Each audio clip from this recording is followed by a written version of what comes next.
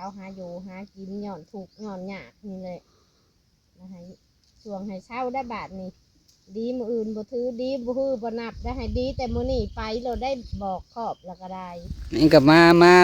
เฮ็ดเพื่อความสบายใจนี่แหละให้แล้วเบิดขู่ทาง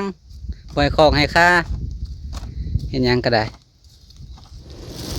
โดยกับสบายดีเด้อพี่น้องเด้อสบายดียามแรงๆพี่น้องมื้อนี้ก็มาเปิดคลิปแทนน้องละตีคือเก่าพี่น้องเอ้ยเพราะว่าเพิ่นน่ะยังมาถ่ายคลิปบ่ได้ช่วงนี้สิบ่ได้เห็นคลิปลงเด้อโดนๆจะเห็นคลิปหนึ่งคอมเมนต์กับบริสุทธิ์ตอบพี่น้องเอ้ยขอโทษน้ำหลายๆพาวิอยากย่างวิอยากแห้งช่วงนี้ถึงบ่เก่งน้องละตีลุงพามีแล้วก็เอ้ยแหลมเนี่ยพอดีเมื่อคืนนี่หลังจากที่บ่เก่งมาหาโหดฐานเลยพี่น้องพอดีเมื่อกาน้องละตีเพิ่นว่าเป็นเมื่อยถึงเซตมาหาก็เลยพาเมื่อแล้วก็พากันฮุบไปห้องหมอเลยเมื่อคืนนี้อยู่ห้องหมอแขวงพุ่นแหละห้องหมอใหญ่ของเอกชนกิจพากันไปแต่คืนนี่พี่น้องมาเก่งก็หากันมาท่านอ่ะมอนน้ำซ้ำท่านสวยท่านหนาเป็นก็ยังอยู่พุ่นแหละดีทั้งเอ้ยแหลมอยู่เผามาเก่งก็มาหามน้ำมาเปลี่ยนเครื่องมาเบิ่งหันเบิ่งนี่นะอยู่เพื่อนทั้งเตาถ่านก็บ่ได้ไปใกล้เลยพี่น้องให้เอ้ยสาเพิ่นเผาให้โทรบอกเผาให้หลายมื้อแล้วล่ะจักเป็นอะไรจักใหม่บ่ใหม่ปะไปเลยเอาชีวิตคนก่อนพี่น้องเลยพอดีเพิ่นว่าเพิ่นเมื่อยคืนนี้ไปกวดไปหยังกับกวดเลือดกวดหยังกับกวดหลายเถื่อพี่น้องในเคสนี้กับกวดและไปห้องหมอนี่กับแท่งหลายเถื่อไปกวดเลือดไปกวดให้ออกตุ่มน้ำกวดแบบว่าคือแต่ยังน้อยนะครับเป็นไข่มักแดงเพิ่นเอิ้นเป็นตุ่มเป็นพดขึ้นแต่เฮาใหญ่มากเลยไข่ออกตุ่มสิมีรถมีอย่างเด้อพี่น้องไปกวดหายังกระโบมีพี่น้องมีแต่เป็นไข่ธรรมดาละไข่ออกตุ่มเลยแต่ว่ามันไข่ตุ่มอะไรมันอักเสบไปแล้วก็ได้ในไข่แบบติดเสื้อทางเลือดนี่แหละเป็นตุ่มเป็นหยังแบบเฮาเป็นนะครับไปนอนป่านอนหยังนี่บอกกับโบหูคือกันแต่เป็นไข่แหละมันลานลงย่อนมันตุ่มมันออกทางเบิดนั่นแหละแต่ยังน้อยไผก็สิเคยเป็นพี่น้องเลยถ้าเพิ่นคือเพิ่นนี่เพิ่นสิบ่ได้ซักยาป้องกันแบบคือเอาข่าวโรงเรียนเอาข่าวยังแล้วเพิ่นสิซักยาแล้วก็ฉีดยาในแขนสิได้ซักตั้งแต่ประถมพี่น้องซัก2-3 เข็มแต่ประถมขนาดเฮาซักมันก็ยังเป็นพี่น้องอันนี้เพิ่นบ่ได้ซักเลยเพราะโรงเรียนมันยังเพิ่นก็บ่ได้เข้าและเพิ่นบ่ได้ซักยาซักหยังป้องกันแต่น้อยพุ่นแหละและใหญ่ขึ้นมามันเป็นก็เป็นนักเติบนั่นแหละเพราะว่าบ่มีแนวป้องกันแต่น้อยว่าได้ก็ได้ภูมิป้องกันบ่มีเพราะห้ามบ่ทันซักยาบ่ทันป้องกันแต่น้อยพุ่นแหละมาเป็นบาดหนึ่งก็ป้าเป็นนักเติบตอนนี้เป็นการนอนอยู่ห้องหมอพุ่นแหละก็ถามว่าใครละบ่ก็ยังพอกินข้าวกินน้ำพอได้น้อยหนึ่งพี่น้องเพิ่นเป็นคนแขะยาอยู่แล้วข้าวน้ำในแห้งบ่อยากเว้าถึงแต่ก็คุ้มให้กินนั่นแหละให้อดกินรอให้กินพอมีเหือมีแห้งมีหลายFC หลายพี่น้องเพิ่นให้กำลังใจเขาให้ส่งให้เศร้าไว้เด้อเหมือนคอมเมนต์มันแต่ว่าก็บ่ได้สู้ตอบดอกพี่น้องเป็นยังไงก็ขอขอบคุณเด้อที่เข้ามาให้กำลังใจพี่น้องขอบคุณหลายๆเมื่อนี้บ่าวเก่งก็สิออกมาทางเตาถ่านพุ่นแหละสิไปครอบทางบนอยู่บนเศร้าแน่พี่น้องเพราะว่าไปอยู่ไปหั่นแหละไปอยู่ในหั่นแหละบ่ได้ครอบเพิ่นแต่มือทำอินไปทางป่าทางหยังนะฮะเอาไปนอนตันโถตันทางเพิ่นกับบ่จักเอากับบ่ฮู้เนาะเพราะว่าเห็นเพิ่นอยู่แต่เก่าก็ได้บางเก่งก็ไปอยู่แล้วบ่ได้ครอบบ่ได้หยังแหละกับน้องรัตตีก็ย้อนบ่ฮู้จักหยังแหละพี่น้องมันเป็นเด็กน้อยบ่จักครอบบ่จักเอิ้นหยังนี่แหละและเฮาก็เห็นหลายทางบ่เชื่อก็บ่ลบหลู่พี่น้องไปครอบไปหยังเพิ่นพอดีมื้อคืนนี่บ่าวเก่งนะออกไปโหตทานออกไปไต่ทูบไปหยังห้องผู้เดียว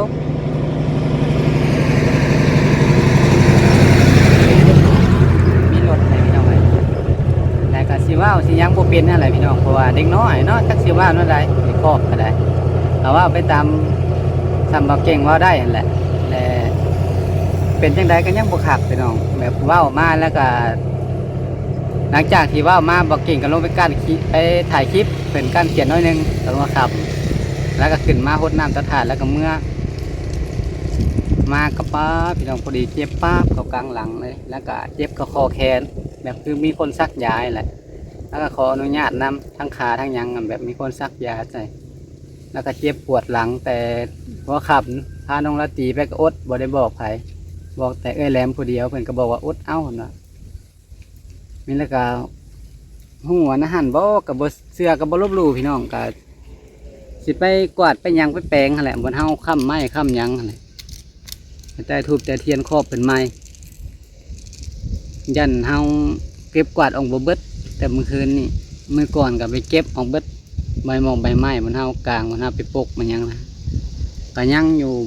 มาเก่งเอาไม้ค้ำไม้หยังไว้ท่านได้ออกแล้วก็ทั้งเอาคืนเอาขี้เหงื่อไปจูดแล้วมันสิมีกลางไม้ใหม่บ่เบิดทางค่อยๆเป็นท่วงพอดีไปห้องหมออะไรเห็นอันใดกะมันบ่ส่งบ่ใช้ก็เถื่อเลยพี่น้องปัวหลายบ่อนเจนิกก็ไปตามบ้านก็ไปแล้วก็ยังเจ็บยังปวดยังไข้คือเก่าก็เลยบอกแม่พ่อแม่เด้อจะอยู่เฮือนน่ะเอิ้นบอกแน่ว่ะบอกว่ามาเอาลูกเอาเมียอยู่พี่แหละเขาบ่ฮู้จักความเขาไปเฮ็ดเขาไปนอนหั่นไปทางหั่นน่ะเพิ่นครอบให้เพิ่นเอิ้นบอกให้เพิ่นก็เอิ้นบอกให้แล้วก็เบิ่งสิเอิ้นใส่หมอบอกพี่น้องหมอยาวหรือหมอดูหยังนี่มันกระท่วงอันนี้เฮาก็บ่เชื่อก็บ่ลบหลู่พี่น้องว่าแล้วว่าอีกเพิ่นท่วงว่าแม่ว่ามันมีขี้เหงื่อมีหยังตันนั่นแหละในทางเพิ่นเที่ยวเพิ่นหยังนั่นแหละยังบ่คักบ่แน่เพิ่นโทรแม่บ่เก่งก็โทรมาบอกว่าให้ไปกวาดออกไม้กวาดออกบ่เบิดบางเก่งก็สิไปเบิ่งใหม่พี่น้องกวาดออกเพิ่นว่าทางค่อยๆจักสิเป็นเนาะใดสิไปเคาะเพิ่นแหละเป็นทางเอาถ่านเพิ่นละไปเบิ่งก่อนบางเก่งเฮ็ดเองก็แล้วไปครอบเองเป็นคนเฮ็ดเองบอกเองน้องลันตีก็เป็นมาบ่ได้มีห้องหมอพูดทั้งแม่เฒ่าเพิ่นก็ห้องบอกแล้วพี่น้องบอกแล้วมันก็บอกคือบอกเก่งบอกเองเนาะบอกเก่งเป็นคนเฮ็ดเองก็ไปขอโทษขอยังเตือนขออ่อนขอยอมเพิ่นนี่แหละมีทูบมีเทียนซื้อมาแล้วไปหาผู้ใหญ่เพิ่นเคยอยู่ก่อนเคยอยู่มาแถวนั้นแหละไปเบิ่งน้ำไปปัดกวาดให้เพิ่นใหม่บ่ให้เพิ่นตื่นเพิ่นท่วงบ้านนี้ก็ได้ไปพี่น้องไปเบิ่งน้ำกันอยู่พุ่นแหละเบิ่งเตาถ่านกันจักเป็นเท่าใดจักใหม่บ่ใหม่จุดปะไว้หันเลยเพราะมันยากเห็ดไปหลายทางเนาะเพื่อความสบายใจพี่น้องเลยเห็ดไปให้สุดแนวตาบ่เห็นกาบ่ประมาทเนาะกาครอบเพิ่นไปบัดนี้พี่น้องไปเบิ่งอยู่พุ่นแหละไปเบิ่งเตาถ่านเลยหลายมื้อแล้วบ่ได้เบิ่งมาเลยพี่น้องสิได้แก้เอาเบื้องละไม้แถวนี้ก็ได้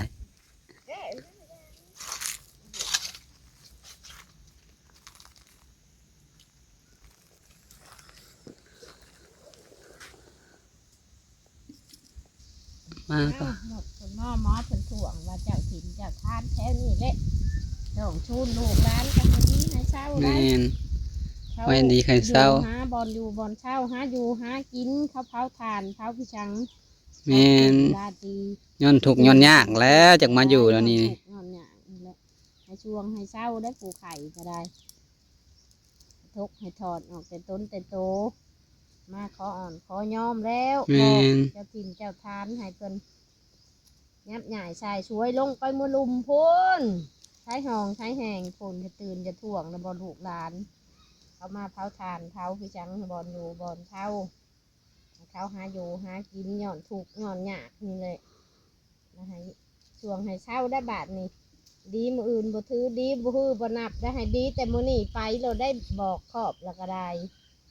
ตื่นจุดถ่วงนึงได้บาทนี่ ลูกเคยไม่เท่าอู้อันนี้ก็ได้ตื่น แม่นมาอยู่มาใหม่บ่ได้ปอกได้ครอบลืมขออ่อนขอยอมหั่นแหละ หน้าจักหลังและเด็กน้อยหูหนาตาบอดเขาบ่จักว่าเบี้ยวอยู่ในนี่ก็บอกเขาก็ห้องใส่เลยเนาะห้องใส่แล้วก็ให้เช่าได้บาทนี้เช่าเลยเด้อบาทนี้เด้อเท่านี้ได้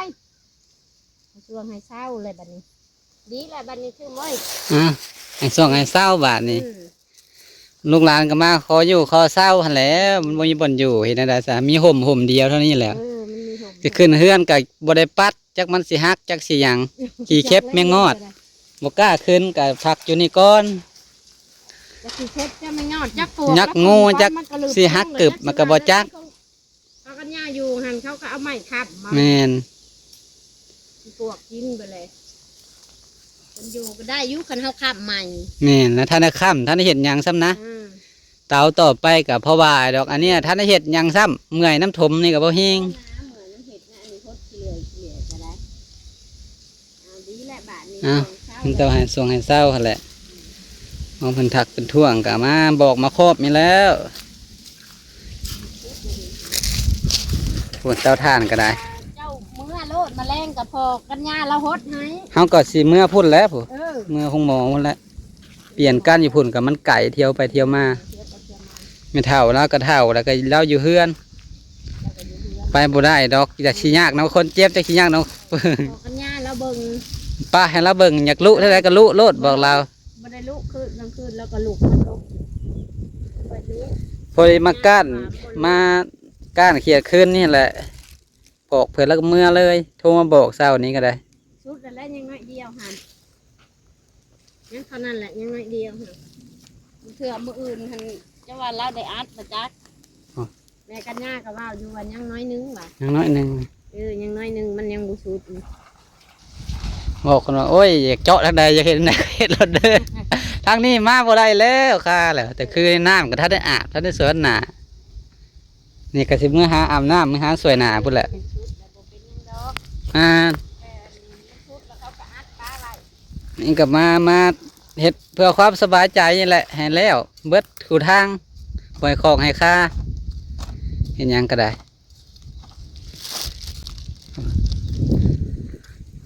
เขาอยู่จะเขาเบิ่งดอกอันนี้หัน โอ้ย แม่กันยาพอกันยา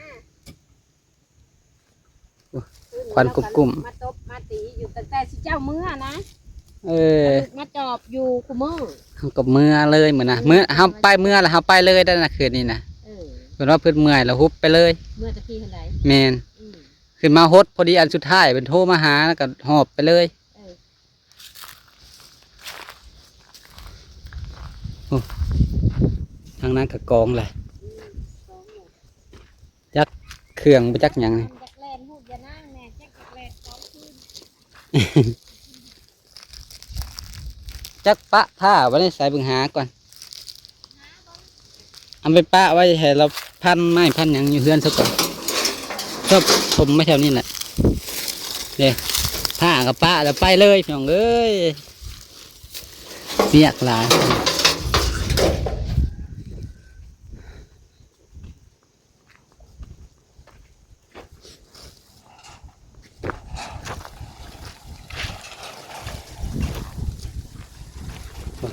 ทางเตาไอ้สามันก็ได้กองแล้วเริ่มกองแล้วพื้นใหญ่เป็นเบิดเพิ่นก็ได้โจ๊ะหาเถื่อน้อยพื้นโซนนี่มันก็อึดๆเนี่ยทางดินจัดสรรทางหยังเพิ่นก็ดุดจุดเบิดละพี่น้องเบิดละบัดนี้เพิ่นเฮ็ดกับกองยาวเติบได้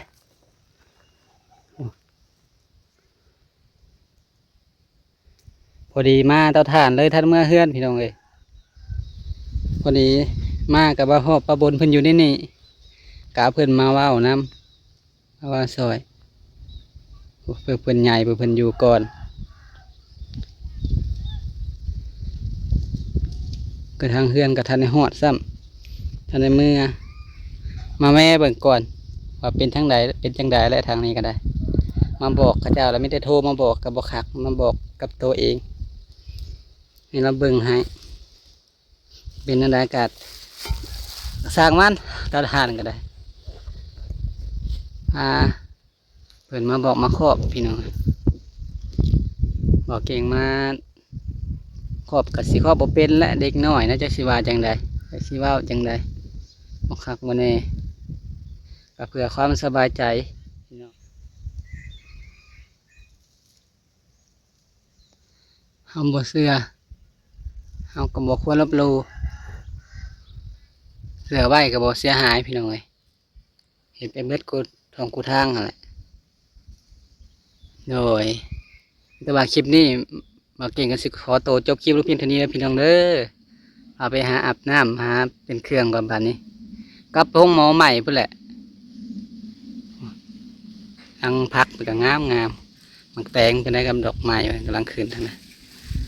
โดยสำหรับคลิปนี้บักเก่งก็ขอจบคลิปลูกเพียงเท่านี้แล้วพี่น้องเด้อขอกราบคำว่าสบายดีเด้อ